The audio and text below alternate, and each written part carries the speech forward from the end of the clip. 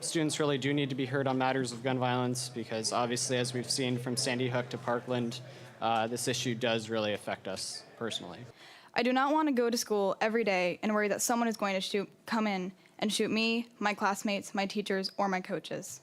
We have adopted a procedure called ALICE, which means that we practice barricading and evacuating, and we've had many difficult conversations with our teachers about this possibility and, you know, the recent events of the Parkland shooting, and it's terrifying as a student. We were so conditioned as students and as teachers to fear firearms and to fear shooters that when one time a bell went off in the boiler room, we all went on lockdown for 3 hours.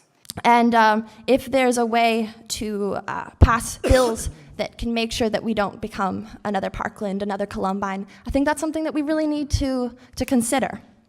Here in the U.S., we no longer even blink an eye at the multiple mass shootings that take place on the daily. Discussion about escape tactics from the school in the event of a shooting have made their way into everyday conversation.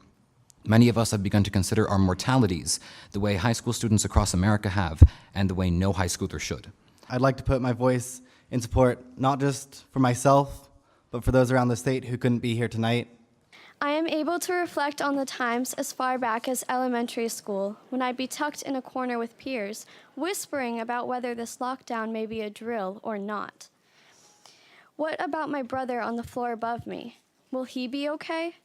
These are the thoughts that ran through my mind at the age of 6. You probably didn't hear this story. It wasn't national news. It barely even registered outside of the local communities.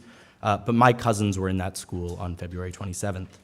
You didn't hear about the harrowing hours my cousins lived through because that exact scenario is not unique.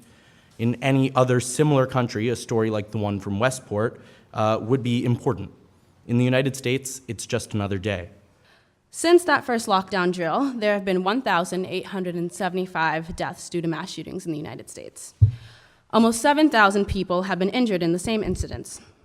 The frequency of these shootings is horrifying. These massacres occur in the places that I should feel the most safe, in my school, in restaurants, in movie theaters, in streets, everywhere.